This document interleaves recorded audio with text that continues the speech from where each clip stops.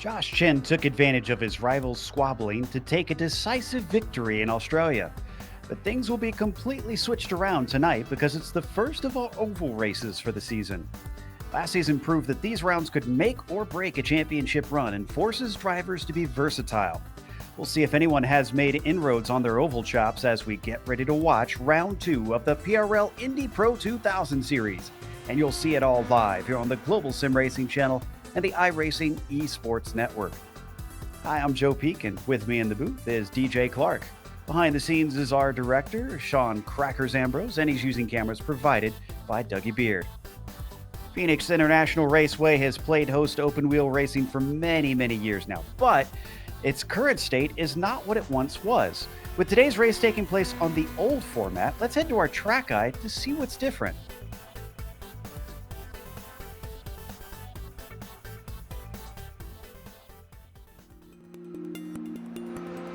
Today, we're going back in time to Phoenix International Raceway as it stood in 2008. Before the big renovation in 2010, this front straightaway was even tighter than it is today. In 2008, it was a whole 10 feet narrower, so those track blocking incidents are even more of a possibility here. Turns 1 and 2 are an even 11 degrees from top to bottom. It still is tight though, but you don't have to worry about setting up for the dogleg on exit. Here, it's more of just a kink in the backstretch and nothing but grass and curbs underneath. That, by the way, you don't want to hit. Going into 3 and 4, the track is back at its original 9 degrees. That wall on the exit of 4, though, still comes up in a hurry, so some things just never change. Overall, though, Phoenix has less grip and the track surface is bumpy. That desert sun taking its toll on it. While Phoenix opened in the mid-60s, it was more of a sports car and open-wheel facility. This facility saw it all with IndyCar, from the USAC days to the IRL kart split to modern-day IndyCar. They tore around this oval at blistering speeds. The Copper World Classic featuring USAC midgets and silver ground cars was one of Phoenix's marquee events. Stock cars didn't even show up until the late 70s, with NASCAR's West Series making multiple stops and modifieds having a few special events. Beginning in the 90s, the slide shifted NASCAR's ways. Nowadays, all of the NASCAR's major series come here. Today, we'll take that trip down memory lane and see who ends up in victory lane at the classic Phoenix International Raceway.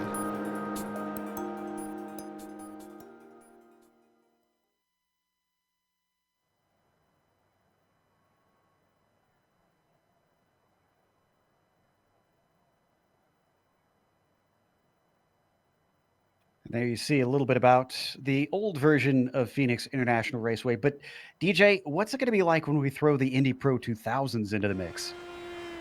Well, Joe, old layout or new layout, this is going to be a challenge for these drivers. You know, Phoenix used to be the testing grounds before the Indianapolis 500 back in the days of the USAC and Champ Car sanctioned IndyCar series. And now, even running it now, it's going to be very difficult for these guys. Coming into turn 1 is going to be the best overtaking opportunity, but I use that in a little bit of quotes, as overtaking will be an absolute premium here. There's going to be a slight lift these drivers are going to want to do coming through that first corner, and that's going to be for the opening laps the only time they're going to be off the throttle. You'll take it around the dog leg of turn 2 and then really try to take a late apex through turns 3 and 4 and minimize tire scrub coming through those corners.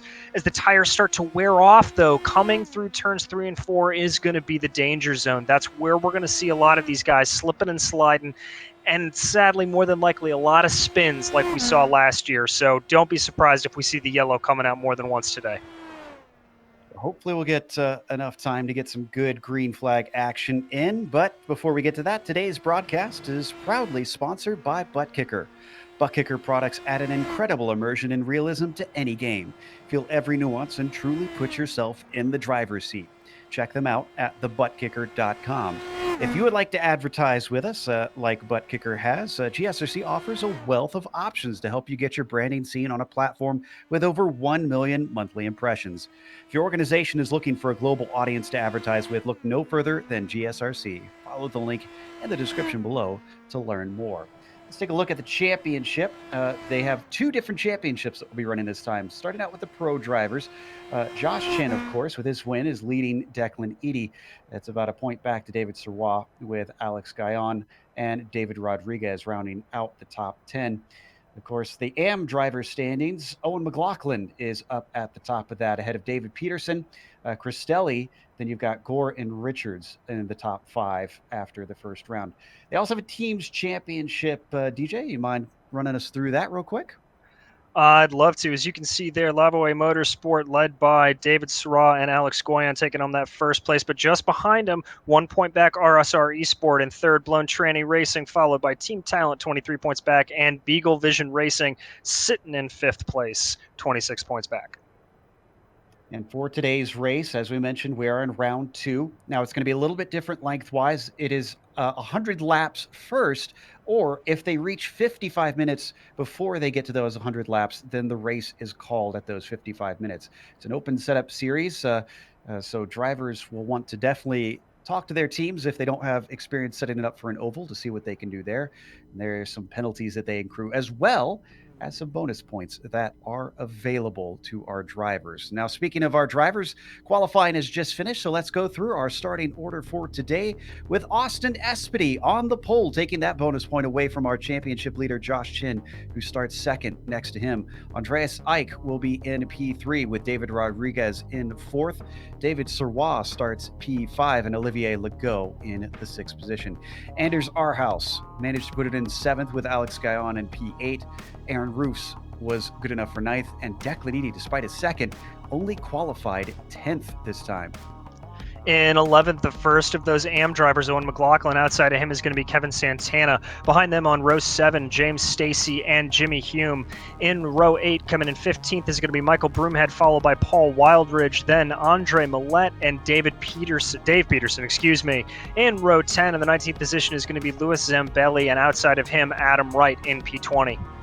Matthew Gunderson with the 21st is followed by Eric LeBlanc in 22nd. Barry Cochran, P23 for him today, and Don Bowden in 24th. Christopher Richards, 25th, and Robert Besaw Jr. in 26th. And it's Donald Olson on the inside the next row in 27th, Rafael Ovando in 28th, Tyler Scarelli in 29th, and Sean Duhamel in 30th. In 31st position is going to be David Cristelli, followed by Tyler Gore. On row 17, Brian Matthews and Daniel Barnett. Row 18 is made up of Peter Hebron and William Lee, and then the 2 drivers not putting it a time, Nathaniel Ward and David Hebert in row 19. So that is our 37 car field, much larger than what we had last season. So I wonder if that will affect how the racing will be with so many more cars. Will traffic become an issue if we get enough green flag racing? Right now, we're waiting for the pace car to come in. As they come through 3 and 4, Espedy will have control from there. You can see them heading out of those final 2 corners. Pace car is in. Green flag is out, and Espedy is off with a decent start. Immediately runs up in front of Joshua Chin, top 4, very easily single file. Behind them, it is a big pack of cars, still very much side by side through much of it. And you're going to see a lot of that coming through here today, as you see Josh Chin trying to dart to the outside a little bit, get a different line over Austin Espedy, maybe try to get a little more air on the wing. Everybody nice and clean here on this first lap. That's what we want to see. That's David Rodriguez almost hit the wall on the exit of turn 4. Yeah, and you talked to me a little bit before we came to air about how much the tires take some time to get up to temperature. How many laps do they need before they can really go at it? You're going to hit the perfect zone for these tires on about lap 2 or 3 when you're coming in. Now, the counter to that is you're going to start to lose those tires exponentially coming after about lap 10 to 15. So really watch for guys struggling to control the car coming through 3 and 4 after about that point. Espedy is already romping away. He's got a half a second over Josh Chin. Our first real fight is back between Legault and Eady, and it looks like Eady is going to be able to take the spot going low off of turn 2. So move the number 013 into 6th place. Austin and Eady, they're really making me eat my words about not being able to pass here, as you see David Legault maybe trying to have a look on the inside, not going to make it there. Eady's going to hold that position for the time being. Really good move for Eady. That is one of the ways you can get a pass done here. If somebody's a little bit loose, a little bit squirrely coming out of that first turn, you just get the power down coming through the dog leg, pick up a nice little draft, and go right ahead. At a battle for 17th, it looks like Millette is going to come out on top of that one. Whoa! and cars behind them really having to scatter. Adam Wright and Eric LeBlanc are now going to go at it as they come down into 1 and 2. LeBlanc with the inside line easily gets himself into 19th. We got a caution. Looks like Hebron maybe. He's up in the wall in turn 1. Indeed, it does look like that's him. I didn't see it directly. I just saw him up in the wall, so we'll have to see if we can get a replay here to figure out what happened to Hebron, and we will go forward. Yeah, car 79 is the one that spun around, and Daniel Barnett unfortunately got clipped by him. Let's see if we can pull up the replay here. It looks like both of them already in pit lane. Here you go on the replay. You see just diving in there, gets a little bit too much speed, lose connection there. That would explain why I didn't see him go into the wall necessarily. But just based off of that intro, it looks like he took just a little bit too much speed coming through the corner. The surface is a little squirrely. It's really easy to unsettle the car. So very unfortunate accident there. All right, our first caution of the day. And we are on lap 7 right now. Just turned it over, got about 5 laps of green in. Gives everybody a chance to reset. What about the heat cycle? Do you know if the drivers will need to try and go through that all over again to take 2 laps and get the heat back in? Or is this something where it'll pretty quickly get back up to temperature? You'll be able to cut about a lap off of that heat cycle. So you'll be looking 1 full lap, and then you'll be up to speed 1 or 2 as opposed to that 2 or 3 on these tires. Once they've been able to sort of grain off, it will help. But it's going to take a minute. You don't want to be too gutsy coming into turn 1, or you will run the risk of losing it. I wonder if that'll cause some problems on that restart. If anybody is a little brave when we go back to green. Still got, I think, another lap to go here. And we have only had those 2 in the pits that were involved in the incident. Nobody willing to try and take the risk quite yet. I would have thought maybe, DJ, that we'd have a couple takers at the very back just take a gamble here and see what happens. My thoughts exactly, Joe. If you're in the back, you've got nothing to lose. But if you're obviously up in the front there, well, yes, you will get a fresh set of boots, get a little bit more grip, maybe be able to outlast some of the guys in front. Track position around here is going to be king, so you don't want to sacrifice some of that clean air you're able to run in for the grip you can get on the tires. So I would look for the leaders probably to look in coming into the pits maybe around lap 25 to 40 if they get a yellow in that point. But not before then. Drivers will need both fuel and tires. Now, fuel, I guess, if we have a whole lot of cautions, there's potential for them to go the whole way. But let's hope that we don't get that situation, because that'd be pretty boring on our end. So let's see, do we have the lights still on the pace car here? No, we do not. So they're out. Yep, we are going green. Pace car is in. Espedy is on the throttle. Green flag is out. A good run behind our top 2 as Ike has Rodriguez looking up the inside. Pulled one over on the number 76, but he doesn't have the grip down low, and Ike carries it well. That right there is a matter of cold tires for Rodriguez, just not able to get it down as we see the yellow flying again. Somebody in the back, not sure who it is, getting up into the wall, and I think turn 1. That's the 321 of Barry Cochran, unfortunately. I'm not sure. Oh, you know what? It looks like those cold tires we were just talking about. He was all by himself. And the car just goes around. Here's the replay. There you see. So we see Cochran here trying to get in the draft a little bit, just trying to be nice and easy. Dives the car in. Yep, that's not enough lifting there from Cochran. That's a simple error, but the tire's not up to temperature. You've got to give them a little bit more space. You've got to back off the throttle a little bit more, and here is the big counterintuitive one. You do not want to touch the brakes on that first lap, because if you do, it will upset the balance of the car, and with the tires not up to speed, it will just throw you into the wall like that. That was a harsh lesson learned for the 321 car, but the question is, was anybody else paying attention? And will we see more of that on the restart? I'm hoping not, because that'll be a little bit frustrating if we find ourselves barely getting into the first corner before we get another caution each and every time. Now, I do see one taker here. It looks like Gunderson is in, DJ, so someone was listening to us. Gunderson coming in from about lap 29, from position 29 or 30. Smart move from him there. I think that's a good position to take. Maybe just try to do it. He's going to be credited as coming in on lap 10. Get a little bit fresher rubber as you see him starting to make his way out. So heads up play from him. That could really pay out for him later. It will send him behind a few cars that he didn't have in front of him before. So see, like you said, whether or not it pays off. Might as well take a gamble if you're not anywhere up towards the front. We still have a lot of laps left to go as we cross the line one more time. Looks like lights are going to stay on, so we got at least 2 more laps to go. Worth noting that, for those that are looking at these open wheel cars who might not be from the States are wondering, well, why are we running open wheel cars here? These cars are used in the Road to Indy, basically the ladder over here in America that prepares open wheel drivers to get up to the big boys. They are, and such famous names that have come up through these cars, Marco Andretti, Sage Karam, pretty much anybody that came up through the American Open Wheel Series has driven these cars. They're a great learner car, so that they're not going to have as much horsepower as the big Indy cars that we see. They're not going to have quite as much downforce, so they're going to be a little bit more squirrely. They're going to be a little bit harder to control, and this is my favorite part about them. Their brakes aren't nearly as sensitive, so you've got to be a lot softer with them. It makes for a really, really interesting way to drive. And I'll tell you, Joe, they are just a heck of a lot of fun when you strap in behind the wheel of these things. I know I enjoy getting into one of them and just wheeling them around for fun, even though I'm not really doing much competitive these days.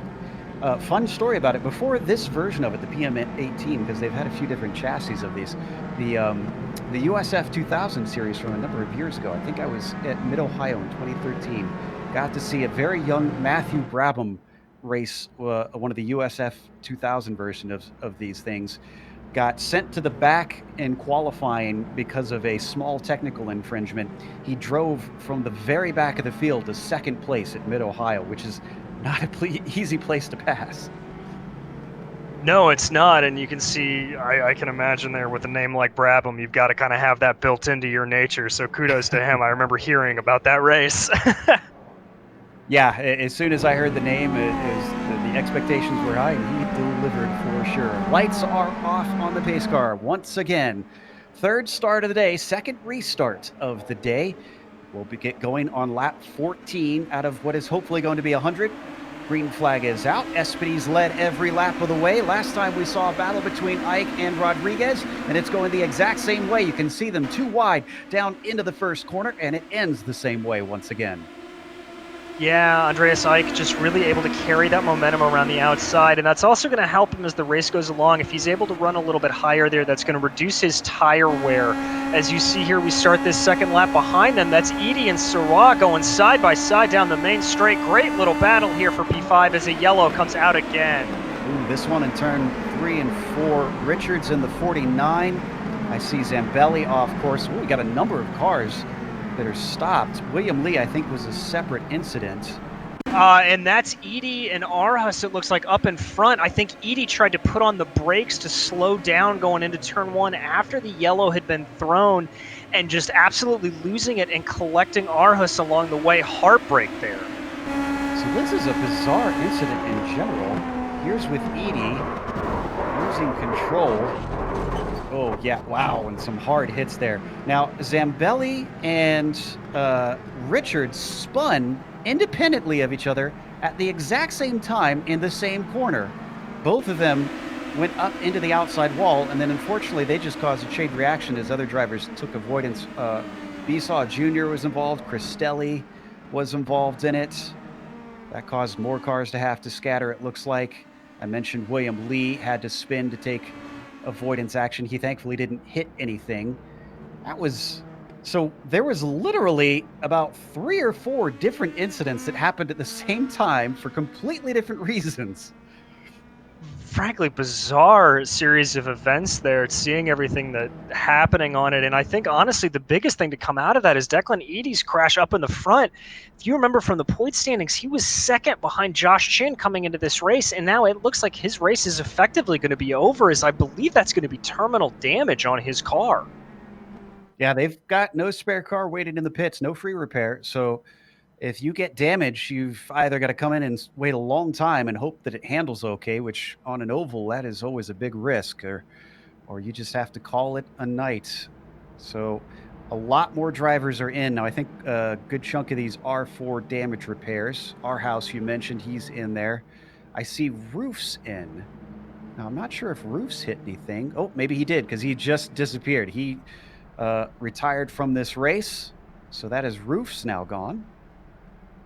Taking out some of the heavy hitters here early on. A little bit of a heartbreak for some good racing, but thankfully these top four of Espedy, Chin, Ike, and Rodriguez all just keeping it nice and clean and hopefully giving us a preview of what'll come a little bit later if we can keep going under green here.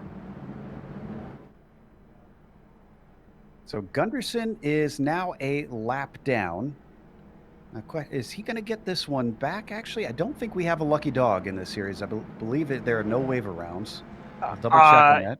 I believe it's IndyCar rules, so there's no lucky dog, but if you happen to catch the pace car correctly, you will get waved around and get your lap back if you do it that way. Oh, but they are moving Gunderson to the very tail of the train as well.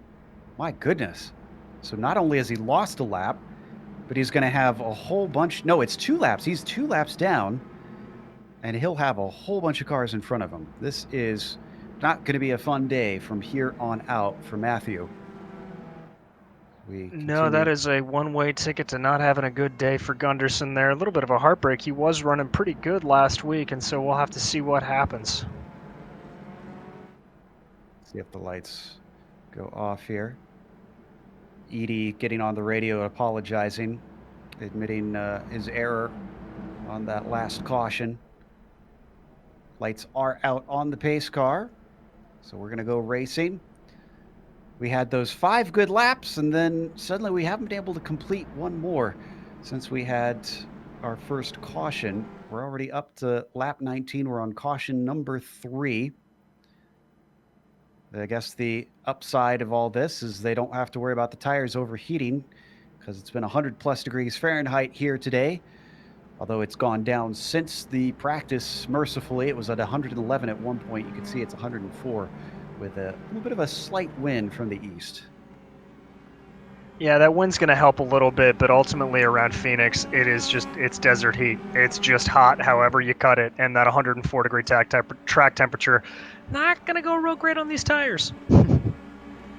Mustang pace car down low. Espedy holding it up high. Pace car's in, and the green flag is out.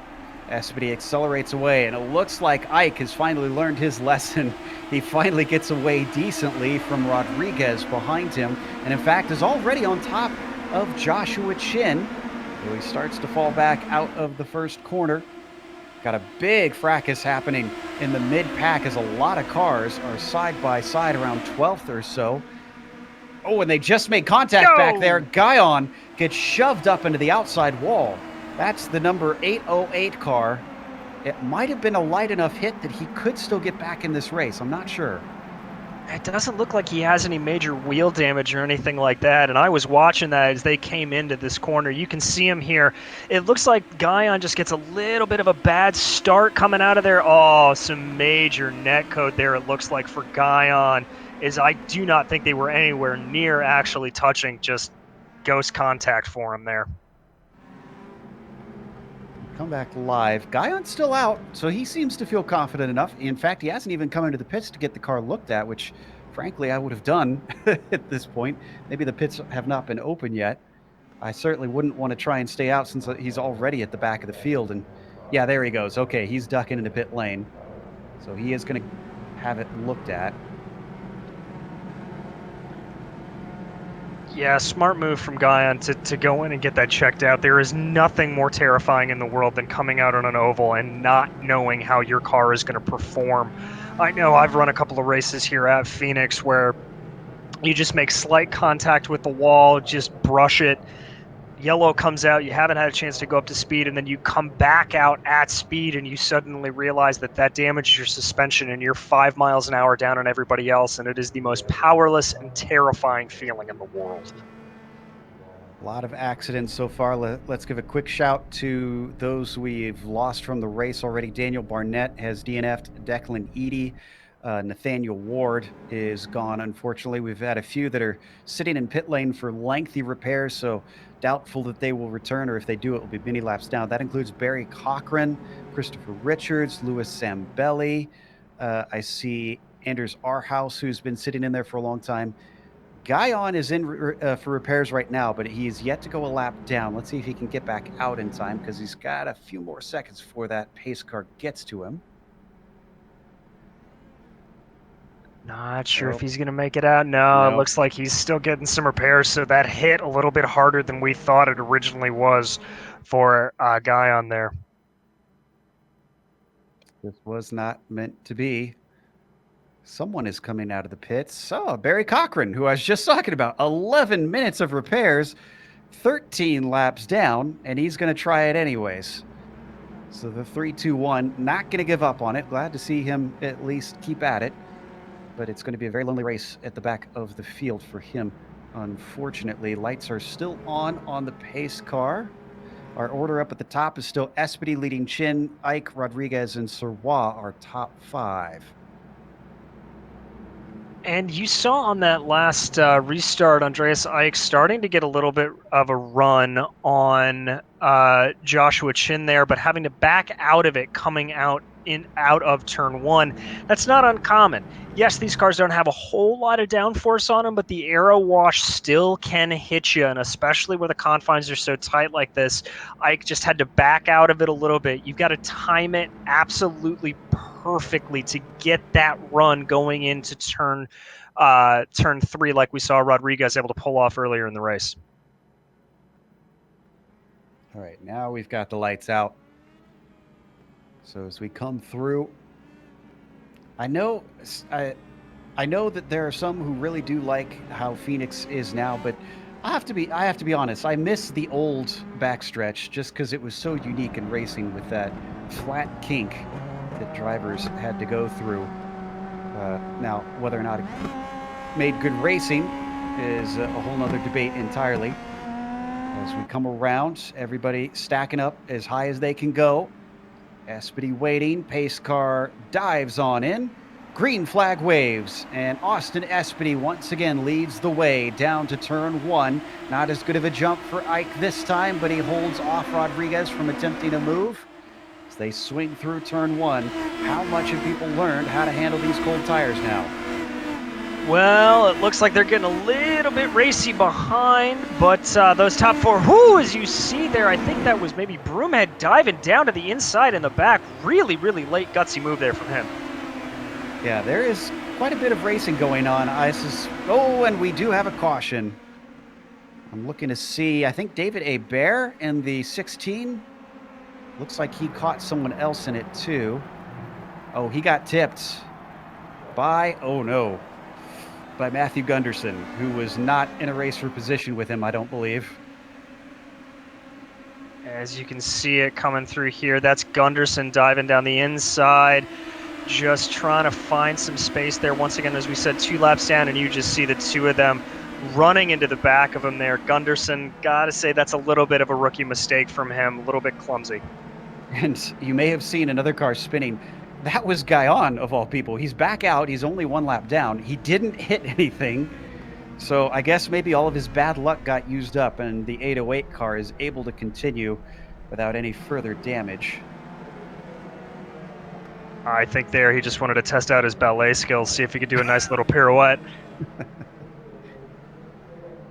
Wasn't even a full pirouette in that case. He might want to go back to ballet school.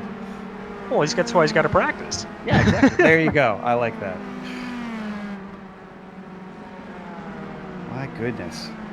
If it isn't the cold tires, it seems to be a little bit of impatience, which I guess you could almost come to expect, DJ, because if you don't have many opportunities to pass, it's just going to feed into itself, I guess. It's an understandable instinct, but it's really what separates the best from the good in a situation like this. Yes, you want to try to get ahead as fast as you can and really move your way up through the field, But if I'm sitting in one of these cars, I also have to be thinking to myself, you know, guys here are wrecking left, right, and center. I'm going to drive this thing as conservatively as possible and focus on one thing and one thing only, and that's bringing the car home. So we'll have to see what these guys shake out and do here, and hope we can get more than a couple of laps at green flag running. I really do hope so. So far, it has been something of a caution fest out there. Drivers up at the front, credit to them. We've had side-by-side racing, and the guys up at the top have been faring quite well with that. So credit where credit is due. As we continue to ride on board here, looks like about, not sure who we were on. I think it was around 6th place on the go or so. That was the go. As we see here, pace car lights are on, so we have one more lap under this yellow flag conditions. As you see, I'm not sure who that is diving into the pits. That looks like it's Guyon coming in again, maybe just getting another checkout, maybe replacing those tires that he did that little spin on. Could be that. Also could be that he didn't get all the repairs done that maybe he wanted. You know, had to take off so that he at least got going when the green was going to wave. Or it could just be a strategic decision. Time will have to tell on that one, I guess, as we will just have to wait and see the results of Alex Guyon's dive in there. I think it was just a top up on fuel or something, because he was only in there for about 6.5 seconds. I don't think he went up on the jack, so that must have been a strategic call from him. Back onto the front stretch one more time here. Should get the lights out this time by, I believe. And if that was just a top-up from Guyon, that is a pretty heads-up move. Based off of what I was looking at earlier, these guys can probably run up to about 84 laps on a single tank of fuel. You don't use a whole lot coming around Phoenix, especially as you go late into the run, you start lifting a little bit more. So Guyon very well may be able to go to the end on a single tank of fuel. That's great. But as we've talked about, the tires are what are really the limiting factor around here, so he may still have to come in again. All depends on where those cautions fall. If we get green flag racing for more than a lap, we hopefully will be getting going soon here. Let's see how we fare this time. Through 3 and 4, as all the virtual fans have set their tents up to hide them from the baking Phoenix sun. Chin waiting behind Espedy. He took a victory last round, but it's looking very difficult to take a win here as he's not had many opportunities. Green flag is out. Espedy with a good launch. They're getting keen to these starts, though. Look at how close both Ike and Rodriguez were to Chin as they now come through turn 1 once again. And this is very single file compared to what we had before. I think everybody taking commentators' words to heart and just trying to calm down and get us through more than one green lap. Is Dak in the back there? That looks like it may be Wildridge and Millette going side by side. Really good battle there as they continue through all of it. Ooh, and Wildridge tried to get back up into the racing line, but James Stacy was in the way in the number 20. And Stacy almost loses out. Well, no, he goes by Wildridge. Wildridge slow down through turn 1. And he's suddenly moving backwards as there's a lot of action here in the mid-pack. Millette in the number 44 among them as he gets by Jimmy Hume as well. I think for Wildridge, that's just kind of one of those situations as we have another yellow again, somebody into the wall out of turn 4. Not sure who it was. Scarali, I see, in the number 21. And it's a lone car spin. Another driver just not quite used to the temperatures and getting them up to speed. Let's watch them on board. You see him here cutting through the dog leg, coming down through turn 3 and 4, starting to put the power down. Yep, I mean, we've been running here 33 laps, and yes, the majority of those have been under yellow, but even under yellow laps, you're going to get a little bit of tire scrubbing right there, just trying to put too much power down too quickly, and the car just snaps away from him there. This has proven to be an incredibly difficult introduction to ovals this season. This is our first oval race of 2020 season 4. So we'll try and let the drivers get a little time to get used to things as we take a quick break here on the Global SimRacing Channel. We'll come back with more running here in the PRL Indy Pro 2000 series.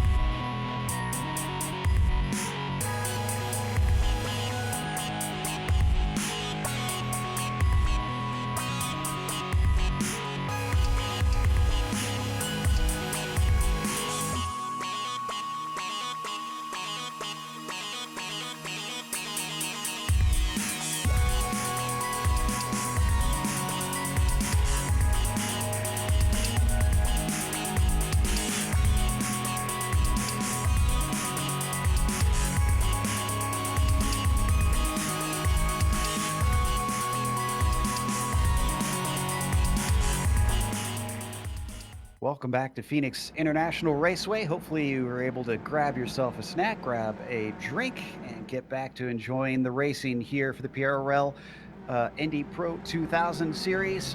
Austin Espedy, if you're just joining us, has been leading the whole way.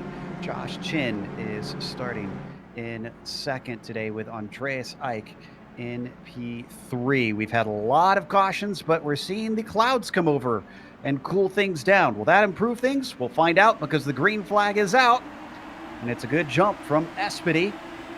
And we've got another run from Rodriguez down to the inside of Eich. He hasn't been able to make it stick yet. He won't be able to make it stick here.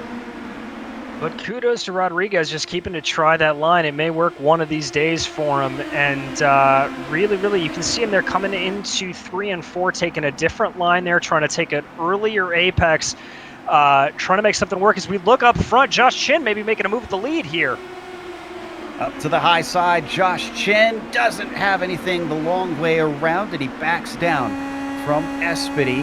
That's the first attempt we've seen at the lead, though. We've got one lap under green at least.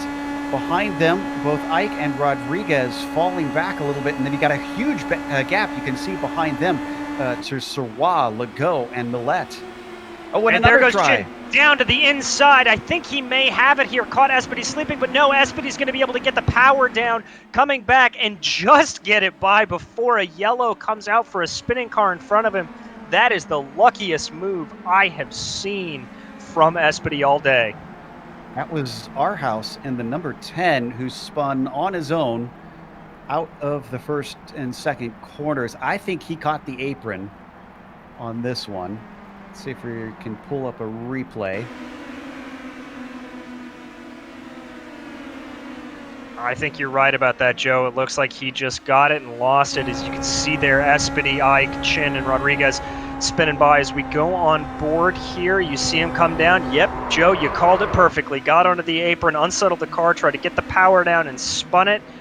Looks like he's going to clip the wall just a little bit and then get the toe back into the pits, so clearly a little damage there. Now, here's what's interesting is I wonder, because both Espedy and Chin could see that one coming, I wonder if Chin had to back out of the move when he started to see the car spinning in front of him. It almost cost him the pass. It very well could have, and honestly, if I'm sitting there watching it, I'm having shades of Paul Tracy and Helio Castroneves in 2002 from the Indianapolis 500 there on who's going to get by before the yellow gets thrown. Yeah, just don't bring that up around Paul Tracy. I'm sure he'll be quick to remind you that he thinks he should have won that race. As our cars get stacked up once again, we're getting more and more drivers coming into pit lane, and more of them seem to be scheduled stops. Duhamel is in and out in what looks like a regular pit stop time. Same thing with McLaughlin. All right, so we got a few takers here, even though we're not even quite halfway. I'm not entirely sure I see the logic on coming in this early unless I'm just banking on attrition and maybe we're going to be lucky and go green to the end. But who knows? Crazier things have happened and it could work. But as we've seen from the guys up in front, these cars are still racy here even after about 42 laps. So there's still some life left in these tires. Worth noting, we're past halfway on time, though. We could still make it to the end, but we got to really get some green flag running in. And we finally did there for a brief while. I see Guyon in, and looks like Aaron Roos. Those are cars that are laps down, so I think they might be shuffling themselves to the back of the line to get out of the way here, since they're multiple laps back. We have 21 minutes left on the clock currently. Remember, this is a 55-minute race if we cannot get to that 100-lap marker you see at the top left of your screen. I'll keep you abreast as that continues on here in the race and as it gets closer to that time limit. I think we still have the lights on the pace car here. We do indeed, as they make their way out of turn 4 here and past the old famous Rattlesnake Hill, where those guys that would go up there to camp back in the day. It would be a famous tradition. You'd wake up in the morning and go out there with pots and pans and try to scare all the rattlesnakes away so you could camp up there safely. I wondered about that. That name did sound a little bit scary. Have you ever had rattlesnake, DJ? Because on a list that I once saw recently of meats that you eat, and snake was on there. That was one that I couldn't check off yet. I have actually. I have a buddy who his family is from Arizona and was great at cooking up all sorts of random, what I thought was roadkill. It's yeah, it tastes not at all what you would expect it to taste like. If it's done right, it can actually be a little bit moist and very tasty. It's good. Little salt, perfect. I'd like to try it sometime. I'm game for just about any type of meat, to be honest. So I'll have to find some before I'm out of Colorado someday. As now the lights are off on the pace car. Austin Espedy has had a challenge now. The complexion has changed. Green flag is out. Espedy with a good jump once again. Ike and Rodriguez have been the main fight on the first corner. Rodriguez just has not given it up, even though it hasn't produced fruit quite yet. As the tires start to get up to temperature, the temperatures on the track itself come down with more clouds coming over. 98 degrees Fahrenheit now on that surface. Chin is washing out big time in the wake of Espedy. Really going to have to check himself up there, and that's going to open up the door to Andreas Ike, who starts to get a little bit of a run here. I don't think he's not going to be able to pull it out as they come out of turn one and down through the dog leg here. But you got to be careful about that. That wash is going to be really, really important as we go along. As these guys start to get racy, you've got to check it. We rode on board with Ike looking backwards. He started to become a little bit of no man's land there in third place. Jumping back up to our leaders. Chin chasing down Espedy. Despite the aero wash sending him backwards early on, he's regained a few tenths. Oh, and he gains a lot at the low line down through 3 and 4. The car looks strong. It does indeed. He's going to have a little bit of a run. I think he may be just a hair far back to actually make a move, but he's certainly going to pressure Espedy here. Going to have to fall back coming through 1 and 2, or coming through 1 and down through the dog leg of 2. He may try to move around the outside or the inside here, try to make something happen, and a yellow comes out once again. I think Cristelli in the number 009 up in the wall. This is in turn 1. He had contact with what looks like Kevin Santana here through that corner. Santana's going to get away scot-free on this one. Here's the replay. So you can see him here as we come out of turn 4. Whoo, little bit of wiggle there for Cristelli, almost brushing the wall. Here comes the dive down to the inside. Cristelli just doesn't really see him enough. That's going to tag him up and send him right into the wall, and that's going to be an end to Cristelli's race, unfortunately.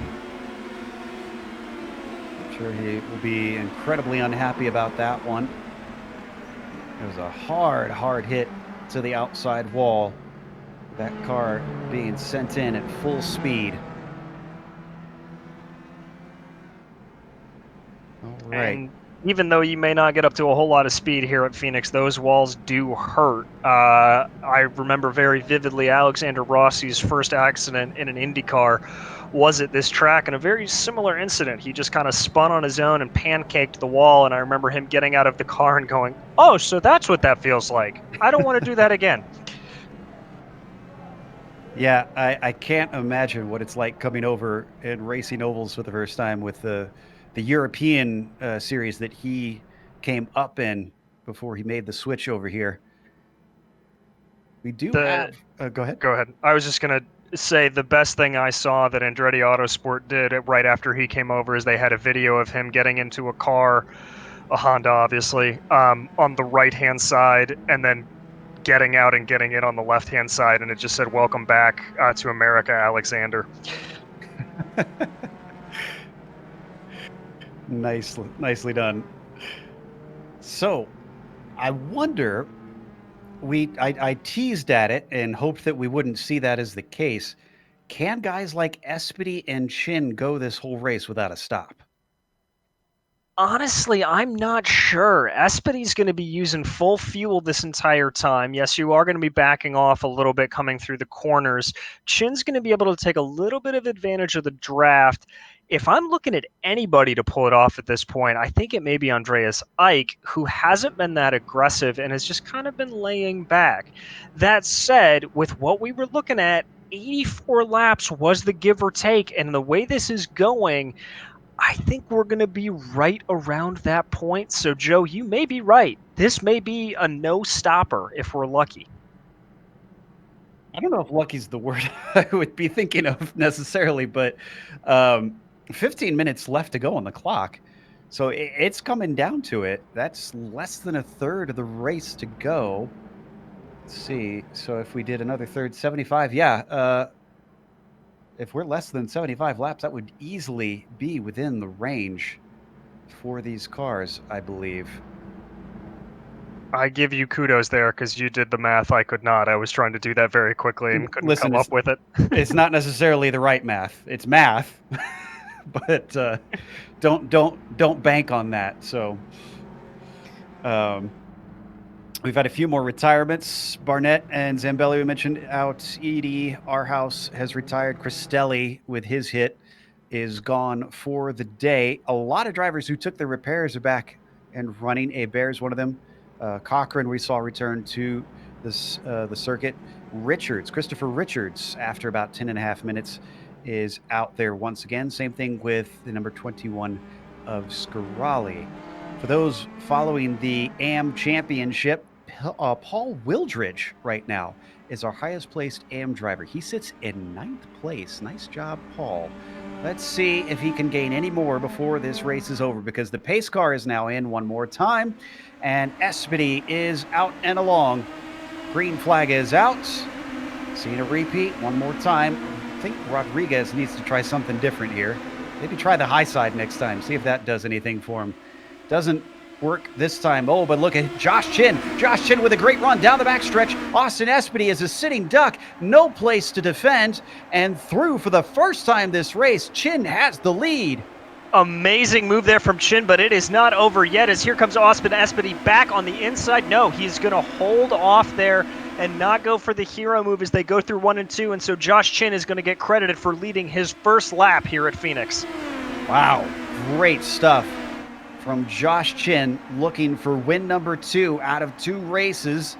Looking to square off the corner. Espedy running high, ducking down low, and it looks like he might have the run. He's going to get to the inside. Can he complete the pass, though, down into turn 1? He is fully beyond him. We might see an over-under from Josh Chin, and indeed, he carries the speed well, and he's going to take it right back.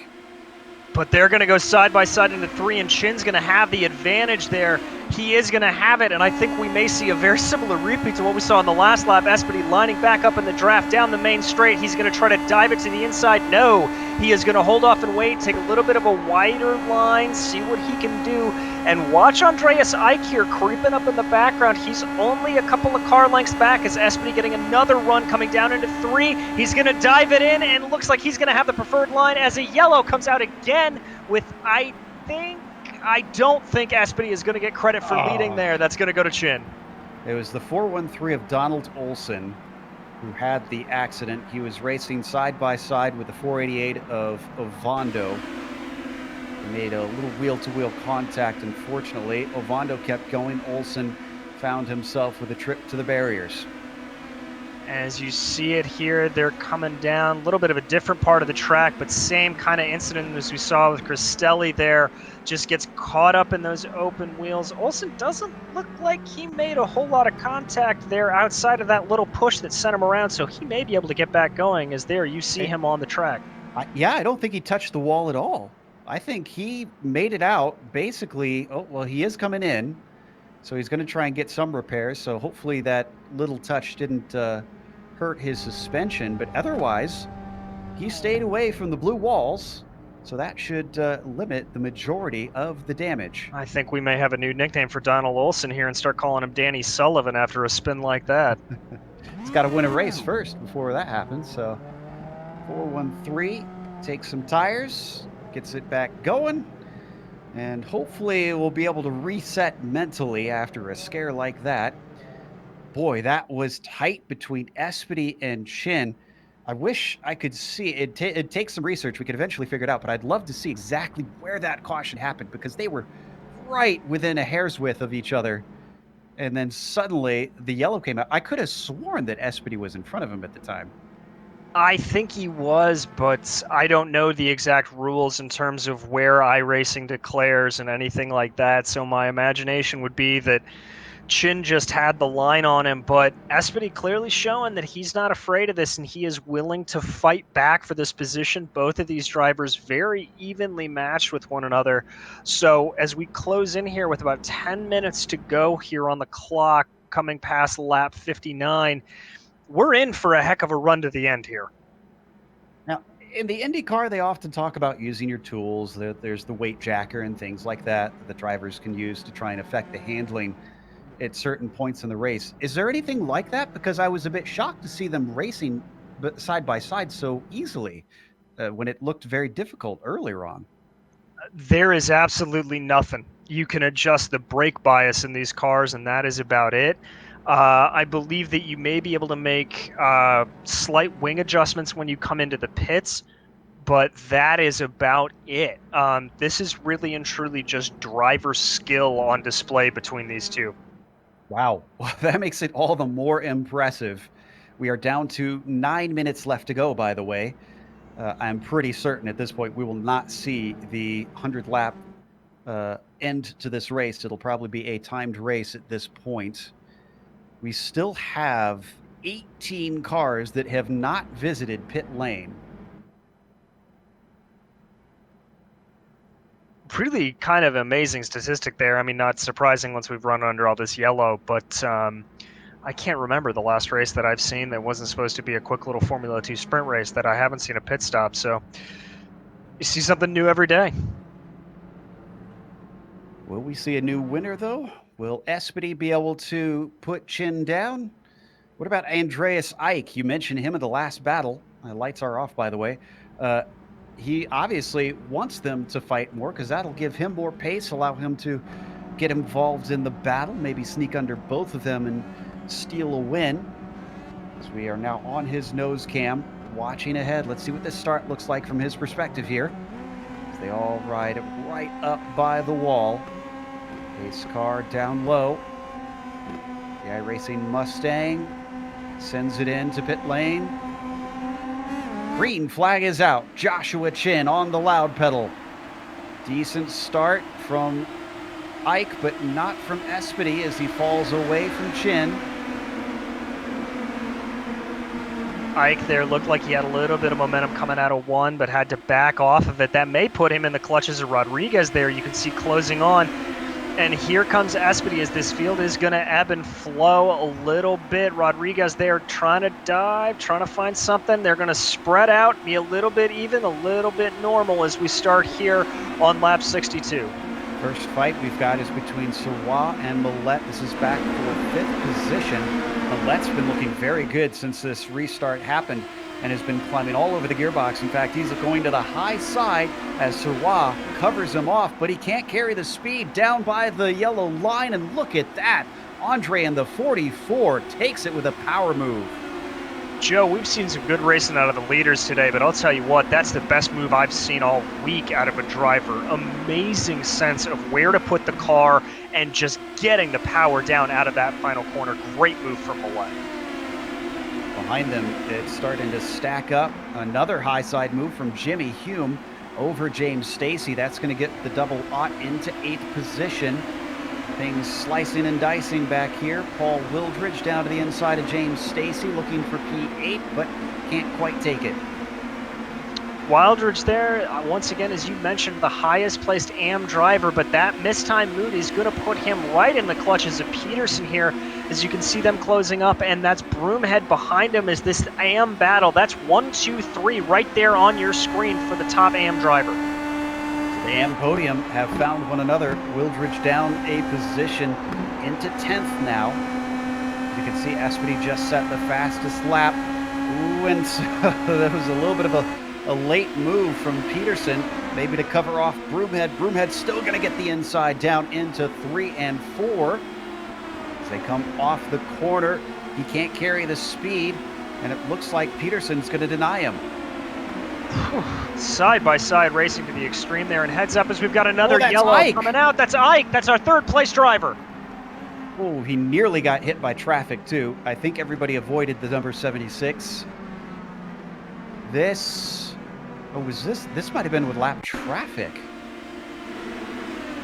Yeah, Barry Cochran is the one that he ran into.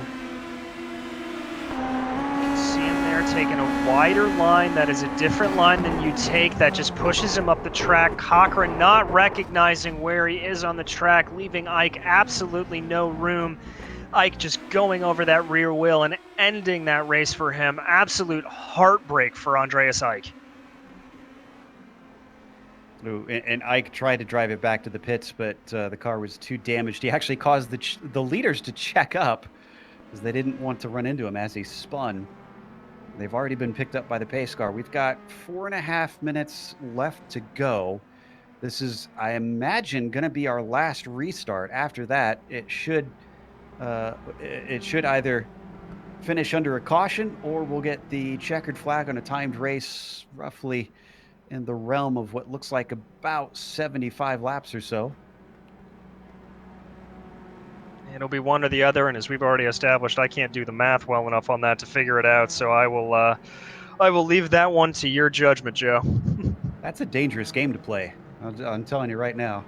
Don't allow me to do your physics homework. So the clock continues to tick down on our screen. Pace car leads around Josh Chin. So if you're Espedy, you've led the majority of this race, DJ. You know this restart could be critical. How do you approach this? Well, as we've seen from Rodriguez, taking the inside line off of the start just doesn't work. You can't get the power down, the tires aren't up to temperature, and you can't really get that rotation and drive off the line. So if I'm Espedy, what I'm actually thinking to do is not try to make a pass on the high side, but go on a wider line. Try to do a little bit of an over-under, but not a true over-under. Just enough to get me high and then right into Josh Chin's draft. Get that slingshot coming through the dog leg and try to make the pass going through turn 3. We've seen passes on the inside, we've seen passes on the outside, but that's where I think he's got to make the move. Well, this is, you talk about me doing the math. Well, I think you should do the driving because that is some smart thinking on that. See if he's listening and if it works. This is going to be a little bit tight, actually, on this restart. We're less than 3 minutes to go now. We should get the lights out this time by.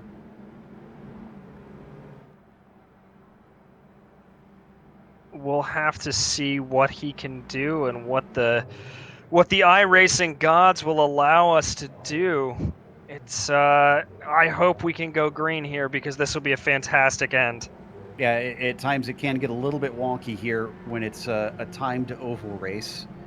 So we'll have to try and keep on our toes to see exactly how this is going to work out. Lights are out now. Okay, so we're going to get going with just about, if it stays green, it's going to be, what, about 3 laps left? I think that's about right. Now, if it's going to come down to 3, if I'm Austin Espety, I may even wait a lap and really just try to set up Josh Chin because as we saw, these guys can swap positions left, right, and center. If this goes on a little too long, it's going to have Chin a chance to fight back on him. So if I'm Espety, I've got to time this right and do this on the white flag lap if I can. Question is, does he have the laps left for it? Because if we get a caution right away, that will be it. That will end the race. As the clock ticks down, pace car down low, Josh Chin up high. Green flag is out one more time. A horrible start there from Espety. In fact, it looks like Rodriguez might be able to get inside of him down into 1 and 2. He couldn't do that to Ike before. Can he do it to Espety? No. But that is critical time lost for Austin. That may just be what ends up costing him the race win here as he's going to come back about 2-3 car lengths back at Josh Chin, trying to get a little bit of a wider angle there, get as much of the draft as he can. He is closing in here. He's got that down just a little bit. We'll see what the run is off of 1. They swing it in at 150 miles an hour down into the first corner. The wake is just too much. Espedy cannot get close to the back of the 93. 40 seconds left to go. They run about 25-second laps around here as Josh Chin comes to the line. 2 to go. This time by, we believe. And go ahead. I think Espedy's lost this one. I think this is Chin's to win here. I'm with you. Unless we get a mistake or something wild happening here at the end, it is looking very firmly in the grasp of our winner from round 1. Josh Chin taking it around turn 4, sees the white flag waving. 1 to go. We will go racing all the way to the checkered flag under green, even if it isn't 100 laps. He's well cleared, nice and tidy through 1 and 2. All he has to do is keep it off the wall through 3 and 4 from here. A gap of 0.7 of a second is well clear that Espedy has no hope. Off the final turn, holding it down to the pit wall, and Joshua Chin takes the win here in Phoenix. Making it 2 in a row for Chin. Espedy coming home right behind him, and Rodriguez holding on to third after a pretty good challenge there from his teammate Millette. Stacy Sarah Hume coming home 5, 6, 7, and Paul Wildridge coming home the first of those AM drivers.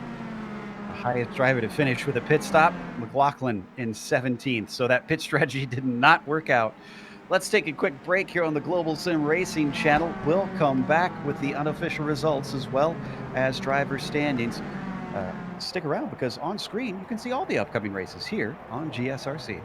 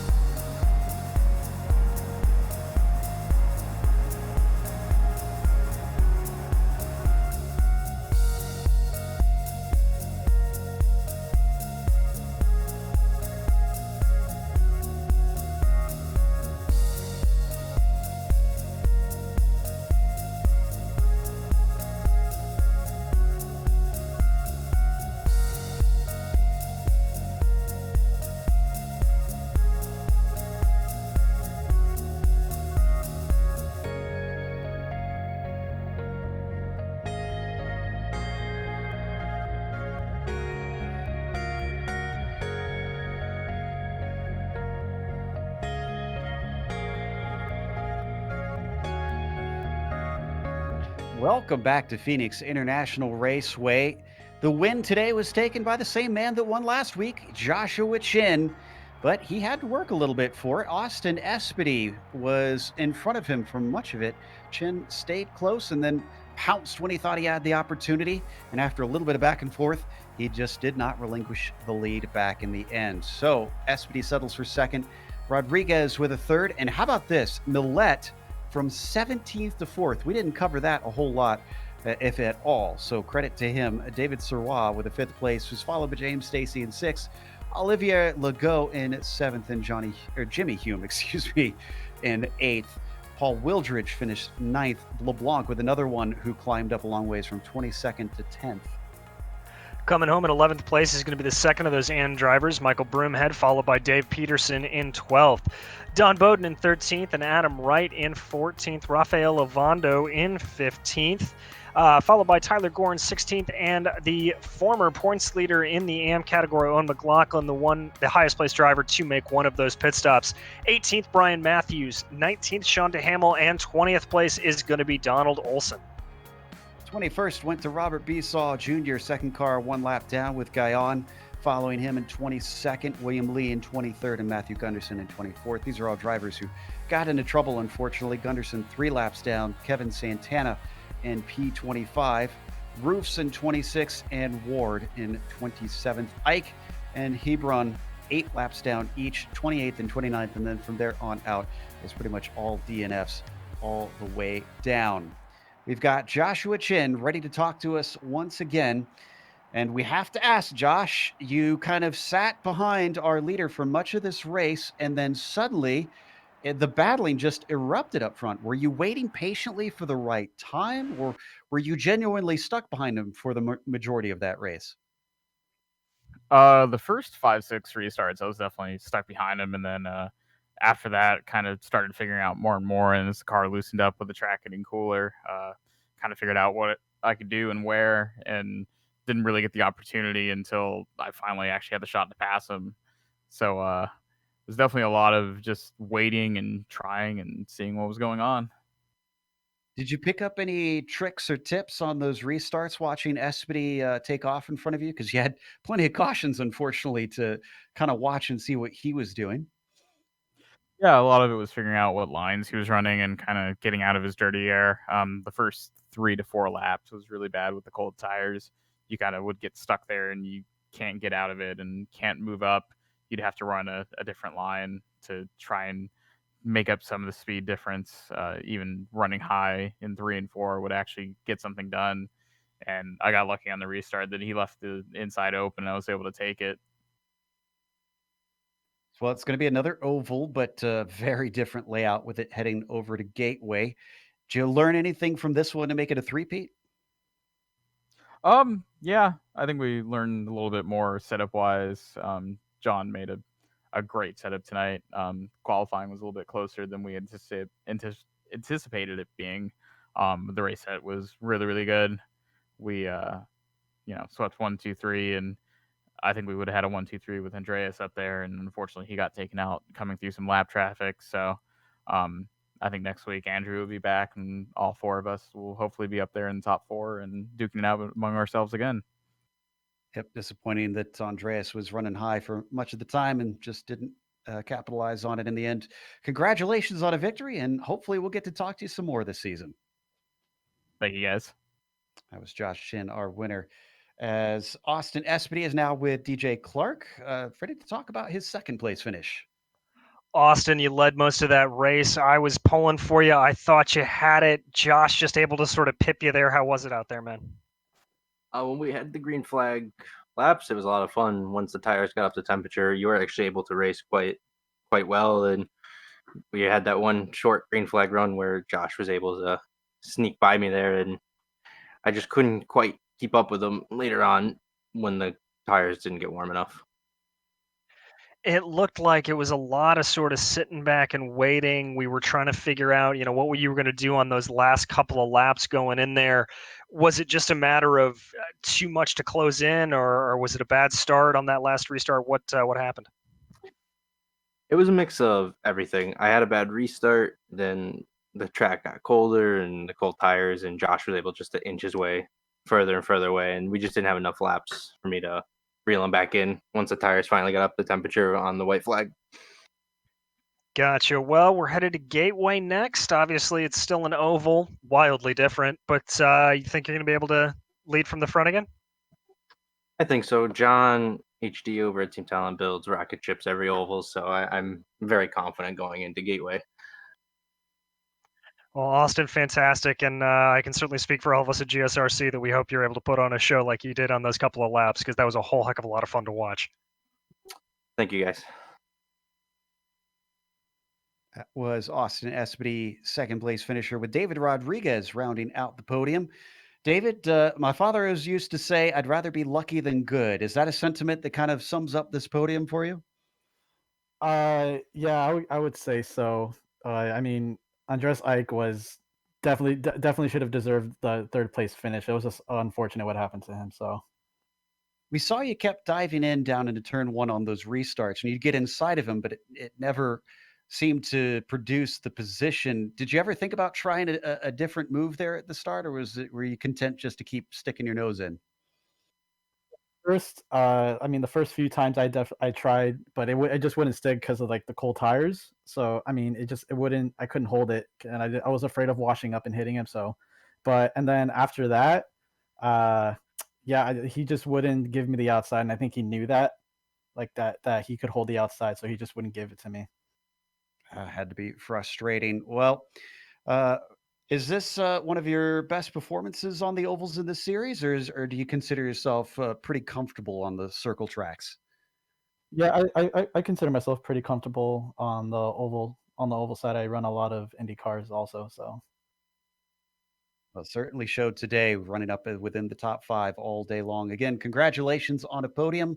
Hopefully, we'll get to talk to you at Gateway as well. thank you. It's David Rodriguez, third here today, and the last of our interviews for tonight. So we're going to give a thank you, of course, to our sponsor before we take off, ButtKicker. They can be found at thebuttkicker.com if you want to see what products they have for your sim rig. But also a thank you goes to the companies that provide the software and the hardware for our broadcast listed here on your screen. Additional thanks to June Lalonde, who provides our wonderful music. See the screen product, get a hold of more of her great work. And thanks to the team today, DJ, Sean, and Dougie. If you'd like to find out more about GSRC, including upcoming races, or you can find it at globalsimracingchannel.com. You can also check out our social media on Twitter at GSR Channel, Facebook at Global Sim Racing Channel, and Instagram at GSRC_Graham. The next race, like we mentioned, heading over to St. Louis, middle of the country, to Gateway, Thursday, October 8th at 9 p.m. Eastern. We have upcoming races for other series listed on the screen, so check those out and mark them down on your calendar. The next one up is going to be the Throwback IndyCar Series, holding their race at Milwaukee, just a few minutes at 10:30 p.m. Eastern. However, until next time, race clean, race hard. See you on the track.